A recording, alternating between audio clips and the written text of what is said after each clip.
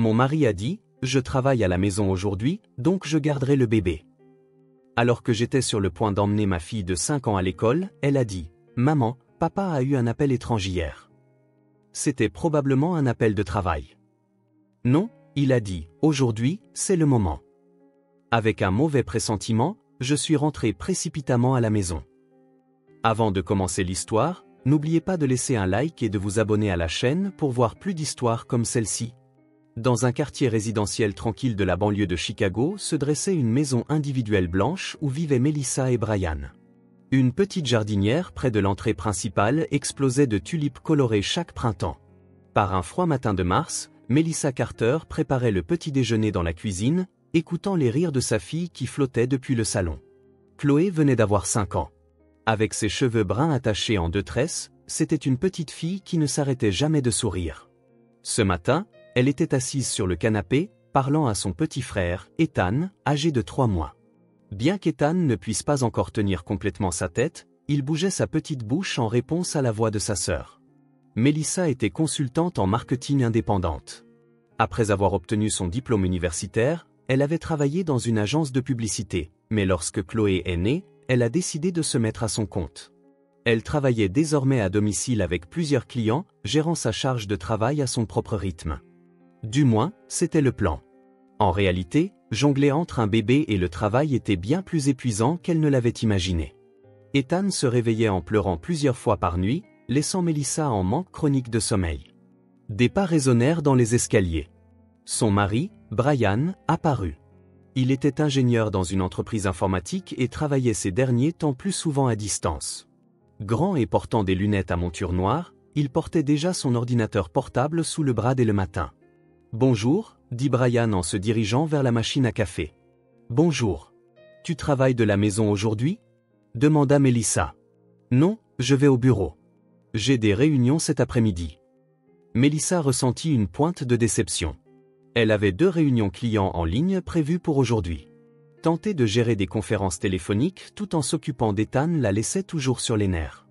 Mais elle ne dit rien. Elle savait que même si elle demandait de l'aide à Brian, tout ce qu'elle obtiendrait, ce seraient des mots comme « ça a l'air difficile » et rien de plus. En apparence, la famille Carter semblait heureuse. Un salon spacieux, un jardin bien entretenu, d'adorables enfants. Pour les voisins, ils devaient ressembler à la famille idéale. Mais il y avait des fissures que seule Melissa pouvait voir. La plus évidente était le peu qu'ils se parlaient désormais. Ils avaient l'habitude de tout discuter, mais maintenant, ils n'échangeaient que le strict minimum. « Papa, tu rentres tôt aujourd'hui ?» demanda Chloé. « On verra. Ça dépend du travail », répondit Brian en tapotant la tête de sa fille. Melissa regarda le dos de son mari pendant qu'elle faisait cuire du bacon dans la poêle. Dernièrement, Brian consultait son téléphone constamment.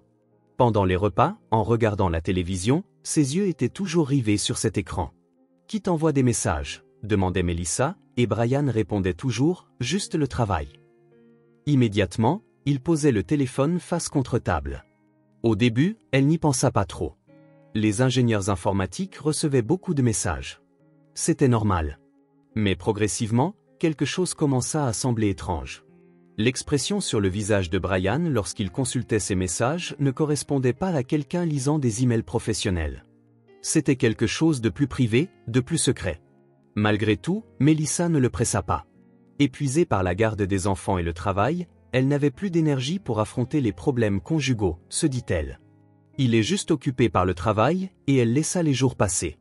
Un mardi matin, Brian dit quelque chose d'inhabituel. « Je travaille de la maison aujourd'hui, alors je vais m'occuper du bébé. » Melissa regarda son mari avec surprise. « Vraiment ? » ?»« Oui. Dépose Chloé à l'école et prends ton temps.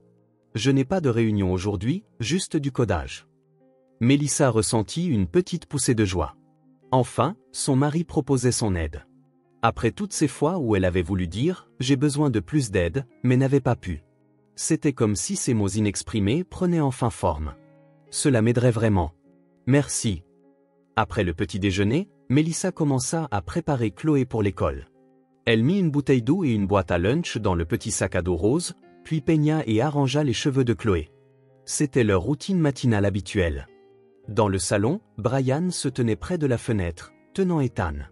Le bébé était calme dans les bras de son père. L'expression de Brian semblait sereine, mais quelque peu distante, comme s'il pensait à autre chose, les yeux perdus dans le vague. « Chloé, il est temps de partir », appela Mélissa depuis la porte d'entrée. Chloé descendit du canapé, mais ne bougea pas tout de suite. Elle regarda son père et son petit frère avec un regard qui suggérait qu'elle voulait dire quelque chose. Ses petits sourcils se froncèrent légèrement et elle se mordit la lèvre. « Qu'est-ce qui ne va pas, Chloé ?» Mélissa remarqua le comportement étrange de sa fille. « Rien », répondit Chloé d'une petite voix. « Dépêche-toi ou nous serons en retard. » Mélissa prit la main de sa fille et se dirigea vers la porte. Chloé se retourna une fois pour regarder son père. Brian ne remarqua pas sa fille, toujours penchée sur Ethan. Sur son profil se lisait une émotion complexe que même Mélissa n'avait pas remarquée. Clé de voiture en main, Mélissa ouvrit la porte. L'air froid de mars la frappa au visage. Le ciel était couvert, menaçant la pluie. Mélissa commença à marcher vers la voiture, mais Chloé ne la suivait pas. Quand elle se retourna, sa fille était toujours debout sur le perron. « Chloé, qu'est-ce qu'il y a ?» Chloé leva les yeux vers sa mère avec une expression anxieuse. Dans ses yeux se lisait quelque chose de trop sérieux pour une enfant de 5 ans. Mélissa s'inquiéta et retourna vers sa fille. « Tu as mal au ventre ? Ou tu ne veux pas aller à l'école ?» Chloé secoua la tête. Elle tenta de dire quelque chose d'une petite voix, mais les mots ne venaient pas. Mélissa s'agenouilla pour regarder sa fille dans les yeux. « Quelque chose te tracasse ? Tu peux en parler à maman. » Chloé ouvrit la bouche avec hésitation. « Maman, quoi ? Bien. » Chloé ravala soudainement ces mots. « Allons à l'école. » Mélissa se sentit confuse, mais quand elle vérifia l'heure, elles étaient en retard. « D'accord, allons-y alors. » Elles commencèrent à marcher vers la voiture. Mélissa ouvrit la portière côté conducteur et Chloé s'apprêtait à monter dans son siège enfant à l'arrière à ce moment précis. « Maman, attends. » La voix de Chloé était urgente. Mélissa se retourna, surprise. Sa fille se tenait figée, la main sur la portière de la voiture. « Qu'est-ce que c'est, Chloé ?» Chloé regarda sa mère, les lèvres tremblantes. Des larmes montèrent dans ses yeux. Mélissa se précipita aux côtés de sa fille. « Chloé, qu'est-ce qui s'est passé ? Dis-moi. » Chloé prit une profonde inspiration et dit d'une petite voix. « Papa, hier, il était au téléphone avec un appel bizarre. » Le cœur de Mélissa sembla s'arrêter un instant, mais elle retrouva rapidement son calme. « Un appel professionnel, n'est-ce pas ? Papa est toujours au téléphone. » « Non. » Chloé secoua la tête. C'était différent. Mélissa posa sa main sur l'épaule de sa fille. « Différent comment ?» Chloé leva les yeux vers le ciel comme si elle cherchait ses mots. Il est difficile pour une enfant de 5 ans d'articuler l'étrangeté du monde adulte. Pourtant, elle fit de son mieux pour expliquer. La voix de papa était petite, pas forte comme d'habitude. Il parlait en secret.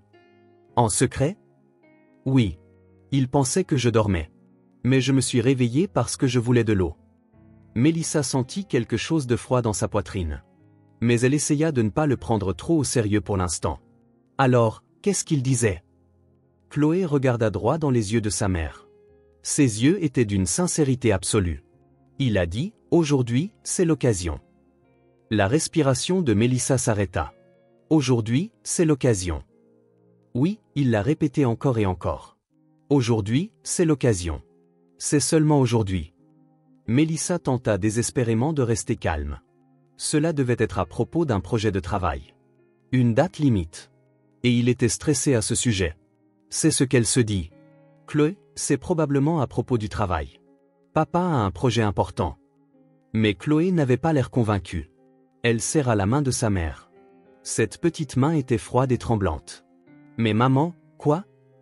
Les mots suivants de Chloé ébranlèrent le monde de Mélissa. Papa regardait le bébé et disait « Je suis désolé ». Mélissa haleta. Son cœur commença à battre violemment. « Je suis désolé pour Ethan. » Chloé hocha légèrement la tête. Oui. Il était au téléphone devant la chambre du bébé et après avoir raccroché, il est entré et en regardant le bébé, il a dit « Je suis désolé ». Diverses pensées commencèrent à tourbillonner dans l'esprit de Mélissa. Aujourd'hui, c'est l'occasion. Je suis désolé. Travailler de la maison, surveiller le bébé. Ces mots se sont connectés, formant une hypothèse terrifiante. Chloé, quand était-ce ? Hier soir. Oui, très tard. Quand j'ai regardé l'horloge, il était plus de 9 heures. 21 heures. Mélissa repensa à la nuit dernière. Elle était épuisée et s'était couchée avant 22 heures. Brian avait dit qu'il était encore dans le salon. Il avait du travail à faire. Tu as entendu autre chose? Chloé réfléchit intensément. Papa a aussi dit, tout est prêt. Et puis, ne jamais revenir. Mélissa se leva. Ses genoux tremblaient. Ne jamais revenir. La signification de ces mots était claire. Brian planifiait quelque chose et cela allait se produire aujourd'hui. Chloé, retourne dans la voiture. Maman revient tout de suite. Maman, où vas-tu? Mélissa regarda le visage anxieux de sa fille et répondit d'une voix aussi calme qu'elle put. J'ai juste oublié quelque chose. Je reviens tout de suite. Mais à l'intérieur, Mélissa était en plein tumulte. Alors qu'elle courait vers la porte d'entrée, elle imagina le pire scénario. Brian essayait de s'enfuir avec Ethan. Pourquoi? Oh? Avec qui? Sa main trembla lorsqu'elle atteignit la poignée de porte. Elle prit une profonde inspiration et ouvrit la porte. La maison était silencieuse. Trop silencieuse. Brian? Pas de réponse. Mélissa entra dans le salon. Personne n'était là. Le canapé portait encore l'empreinte de l'endroit où Brian avait été assis, mais ni son mari ni le bébé n'étaient visibles. Brian, cria Mélissa vers le premier étage, mais il n'y eut aucune réponse. Elle monta les escaliers en courant et fit irruption dans la chambre d'Ethan. Le berceau était vide. La panique la saisit. Mélissa vérifia les autres pièces une par une. La chambre, le bureau, la salle de bain. Brian et Ethan n'étaient nulle part. Puis elle entendit un faible bruit de moteur venant de l'extérieur. Mélissa se précipita vers la fenêtre. Le bruit venait de la direction du garage. Elle descendit les escaliers en courant et sortit par la porte arrière. Au moment où elle ouvrit la porte du garage, Mélissa fut frappée de stupeur par la scène devant elle. Brian essayait de placer Ethan sur la banquette arrière de la voiture. Le siège enfant était déjà installé, et le bébé était calme dans les bras de son père. Et le coffre de la voiture était ouvert, avec 2 grandes valises déjà chargées à l'intérieur. Le cerveau de Mélissa comprit la situation instantanément. Ce n'était pas une coïncidence. C'était une évasion planifiée. Brian. Le cri de Mélissa résonna dans le garage. Brian se retourna, surpris. Sur son visage se lisait une expression mêlant culpabilité et panique. Mélissa, pourquoi es-tu? Brian était clairement déconcerté. Je pensais que tu avais emmené Chloé à l'école. Qu'est-ce que tu fais? Mélissa se précipita vers la voiture. Où emmènes-tu Ethan? Un instant, Brian ne put rien dire. Il se tenait là, tenant le bébé, fixant sa femme. Dans ses yeux, il y avait une froideur que Mélissa n'avait jamais vue. Réponds-moi. La voix de Mélissa tremblait. Pourquoi y a-t-il des valises? Pourquoi mets-tu le bébé dans la voiture? Brian prit une profonde inspiration, et son expression devint résolue, comme s'il avait pris une décision. Et incroyablement, il devint provoquant. Ça ne te concerne pas. Ces mots transpercèrent le cœur de Mélissa comme une lance de glace. Ça ne me concerne pas, cria Mélissa. C'est mon enfant. Je l'ai mis au monde. C'est mon enfant aussi, dit Brian froidement. J'ai des droits en tant que père. Mélissa regarda son mari avec incrédulité. Était-ce vraiment l'homme qu'elle avait aimé? La personne à qui elle avait juré un amour éternel lors de leur mariage. L'homme qui avait pleuré de joie à la naissance de Chloé. Des droits, dit Mélissa d'une voix tremblante, s'enfuir avec le bébé? C'est le droit d'un père? Brian détourna le regard. J'ai mes raisons. Quelles raisons? Mélissa s'approcha. Dis-moi ce qui se passe. Pourquoi fais-tu ça? Brian resta silencieux. Dans ses bras, Ethan fit un petit bruit. Cette voix innocente perça l'air tendu du garage. Mélissa retint ses larmes et dit, « S'il te plaît, Brian, parle-moi. Nous sommes mariés, n'est-ce pas? Quel que soit le problème, nous pouvons le résoudre ensemble. » Mais Brian secoua la tête. « Il est trop tard. J'ai déjà tout décidé. » Décidé quoi? J'emmène Ethan avec moi. Non. Mélissa cria. Rends-le. Instinctivement, elle se jeta sur Brian. L'instinct maternel fit bouger son corps au-delà de la raison. Mélissa tenta d'arracher Ethan des bras de Brian. Arrête. Brian recula, tenant toujours le bébé. C'est dangereux. Rends-le. Rends-moi mon bébé. Mélissa était désespérée. Elle attrapa le bras de Brian, essayant de tirer Ethan vers elle. Brian résista, mais la force d'une mère était plus forte qu'il ne l'avait imaginé. « Melissa, calme-toi. Le bébé est en danger. » Ces mots firent que Melissa relâcha sa prise un instant. Et dans cette brèche, elle adopta une tactique différente. Feignant le calme, elle dit d'une voix douce, « Brian, s'il te plaît, donne-moi le bébé. Ensuite, nous pourrons parler calmement. J'écouterai tout ce qui se passe. » Brian sembla hésiter. Dans ses yeux, la culpabilité et la détermination se mélangeaient, et ce moment d'hésitation s'avéra fatal. Melissa récupéra rapidement Ethan.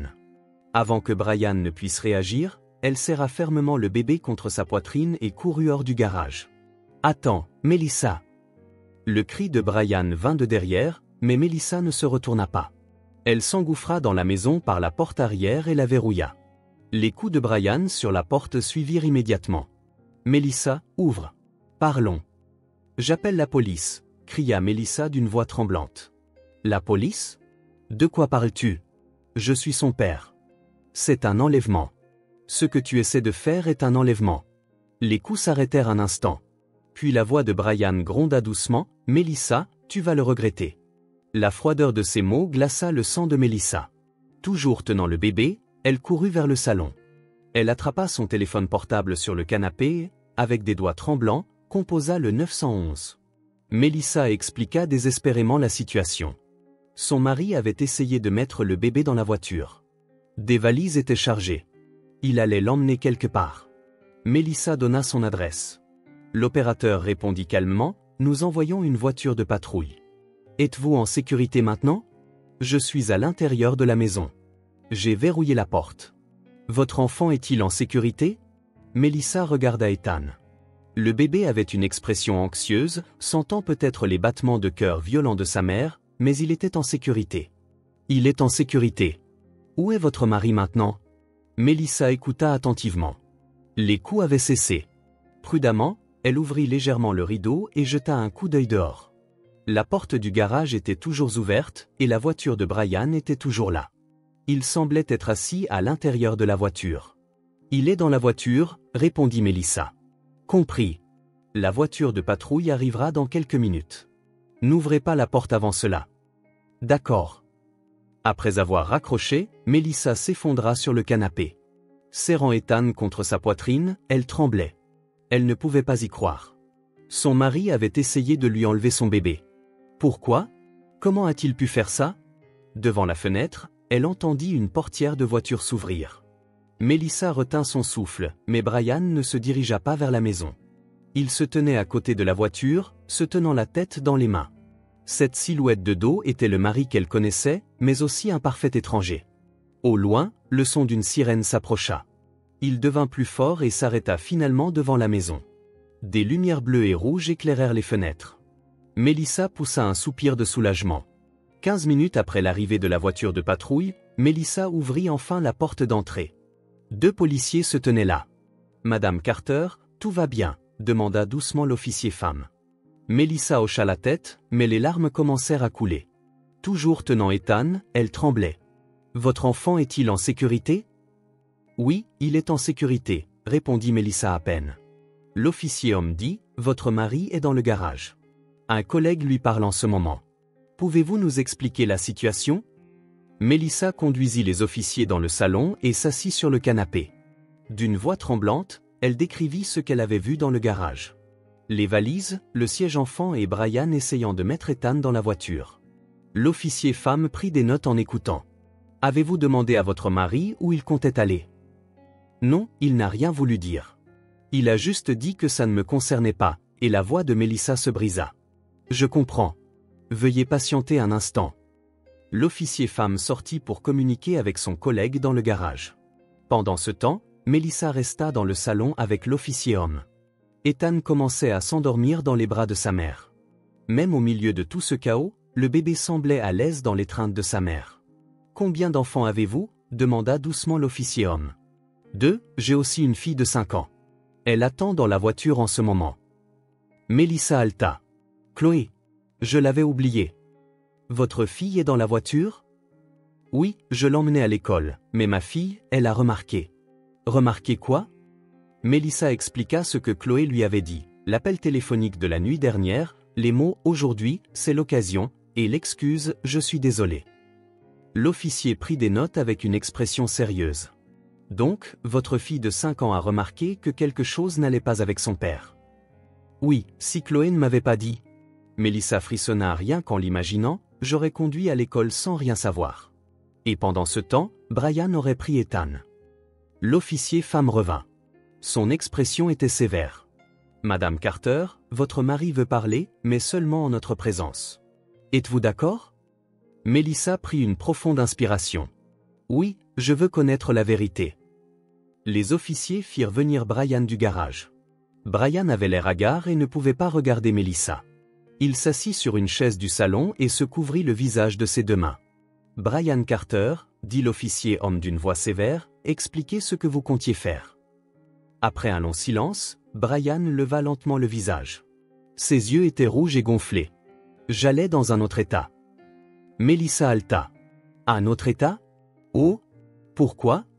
Brian ne pouvait pas regarder sa femme. Pennsylvanie. Philadelphie. Philadelphie?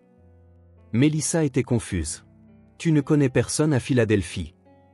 Brian resta silencieux. L'officier femme dit, Monsieur Carter, nous avons vérifié votre voiture. Nous avons également regardé à l'intérieur de vos valises. Vêtements de bébé, couches, les maternisés. On dirait que vous vous prépariez pour un long séjour. Brian hocha la tête. Et nous avons également vérifié votre téléphone portable, continua l'officier. Nous avons trouvé des échanges fréquents de messages avec une certaine femme. Le cœur de Mélissa s'arrêta. Une femme? Brian se couvrit le visage. Ses épaules tremblaient. Qui est-ce, Brian? La voix de Mélissa était glaciale. À qui envoyez-vous des messages? Son nom est Rebecca, répondit l'officier femme, une femme vivant à Philadelphie. D'après le contenu des messages, il est clair que votre mari a eu une relation intime avec elle. Mélissa se leva. Les larmes débordaient et sa voix tremblait. Depuis quand? Depuis quand, Brian? Brian regarda enfin sa femme. Ses yeux étaient remplis de culpabilité et d'angoisse. Il y a 6 mois. 6 mois, cria Mélissa. Depuis que j'étais enceinte d'Ethan. Brian ne put rien dire. Ce silence racontait toute l'histoire. Les genoux de Mélissa lâchèrent et elle s'effondra sur le canapé. Pourquoi? Pourquoi ne m'as-tu pas dit? Si tu voulais un divorce, tu aurais dû le dire. Brian s'étouffa avec ces mots. Je voulais être avec elle, mais s'il y avait une bataille pour la garde, j'ai pensé que je serais désavantagée. Mélissa regarda son mari avec incrédulité. Alors, tu allais t'enfuir avec le bébé? Je voulais la remarier et fonder une nouvelle famille, mais sans enfant. La voix de Brian tremblait. Je suis un père. Ethan est mon fils. Et Chloé? Demanda Mélissa froidement. Qu'allais-tu faire de ta fille? Brian détourna le regard. Chloé, elle est plus âgée maintenant, alors j'ai pensé que tu pourrais l'élever. Au moment où elle entendit ces mots, quelque chose se brisa en Mélissa. La colère monta. Elle se leva et cria à Brian. Tu es méprisable. Tu allais abandonner ta fille. As-tu la moindre idée à quel point Chloé t'aime? Mélissa, tais-toi. Des larmes coulaient des yeux de Mélissa. Tu n'es pas un père. Un père n'abandonne pas ses enfants.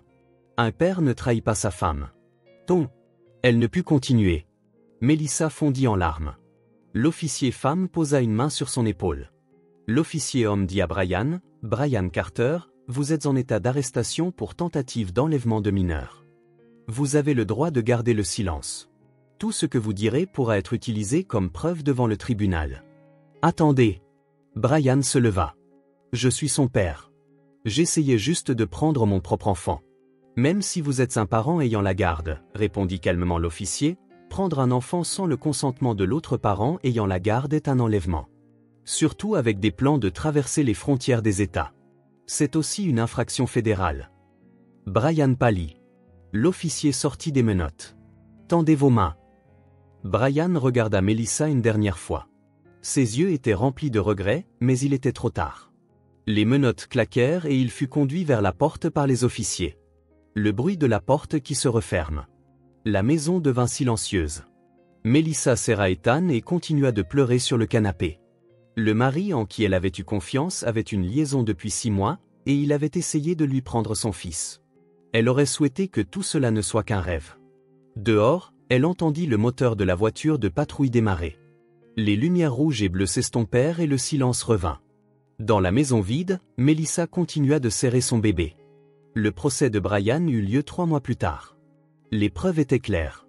Tentative d'enlèvement avec préméditation, infidélité et trahison de sa famille. L'avocat plaidait pour les droits du père, mais l'accusation présenta les messages entre Brian et Rebecca trouvés sur son téléphone. Ils contenaient des plans détaillés pour s'échapper avec Ethan. Le verdict fut coupable. 2 ans avec sursis, mais la garde fut entièrement attribuée à Melissa. Le tribunal restreignit également sévèrement les droits de visite de Brian. 1 fois par mois, uniquement en présence d'un superviseur, il était autorisé à voir les enfants. Mais Melissa avait déjà décidé, je ne le laisserai plus jamais voir les enfants. Le règlement du divorce se déroula rapidement. Brian avait perdu la volonté de résister. La maison, les biens. Melissa reçut tout. Non pas parce qu'elle le voulait. Elle en avait juste besoin pour l'avenir des enfants. Brian finit par être avec Rebecca. Mais cette relation ne dura pas longtemps. Rebecca apprit la réalité. Brian avait un casier judiciaire. Il avait perdu son emploi. Ses revenus étaient instables.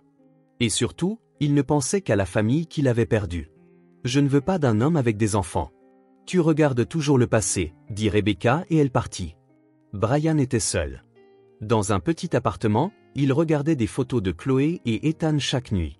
Il commençait enfin à comprendre ce qu'il avait perdu. Quoi? Qu'est-ce que je faisais? Mais il était trop tard. Melissa et les enfants ne reviendraient jamais. 6 mois plus tard, Melissa déménagea avec Chloé et Ethan dans un nouvel appartement. Il était situé dans un quartier résidentiel tranquille, près d'un parc avec une bonne école. Pas aussi spacieux que la maison, mais suffisamment grand pour eux 3. Melissa continua son travail indépendant tout en élevant ses 2 enfants. Ce n'était pas facile. Tout faire seule était plus difficile qu'elle ne l'avait imaginé. Mais elle était devenue plus forte. Ce jour-là dans le garage, lorsqu'elle a affronté Brian, quelque chose en elle avait changé. Un soir, avant de se coucher, Chloé demanda « Maman, tu vas bien ?» Melissa sourit en caressant les cheveux de sa fille. « Oui, je vais bien. » Maman a toujours l'air fatiguée. « Je suppose. Mais je peux continuer parce que je vous... toi aussi. » Chloé serra sa mère dans ses bras. « Je suis contente de t'avoir parlé de papa cette fois-là. » Melissa serra sa fille très fort en retour. Des larmes vinrent. « Merci, Chloé. Si tu n'avais pas remarqué, Ethan ne serait peut-être pas avec nous maintenant. Je voulais protéger le bébé. Et je voulais te protéger, toi aussi. Maman, tu es si courageuse. Seulement 5 ans, mais si forte. » Chloé sourit fièrement. « Nous 3 ferons de notre mieux ensemble, n'est-ce pas ?» Melissa regarda le visage de sa fille. Dans ses yeux se lisait une force et une gentillesse au-delà de son âge. Les événements de ce jour-là avaient changé Chloé aussi. Elle n'était plus seulement une enfant innocente. C'était une fille courageuse qui avait protégé sa famille. Dans la pièce voisine, Ethan dormait paisiblement. Il ne savait encore rien. Que son père avait essayé de l'enlever. Que sa mère et sa sœur l'avaient protégé. Mais un jour, quand il grandirait, Melissa lui raconterait tout. Il avait le droit de connaître la vérité. Melissa regarda par la fenêtre. Des étoiles brillaient dans le ciel nocturne.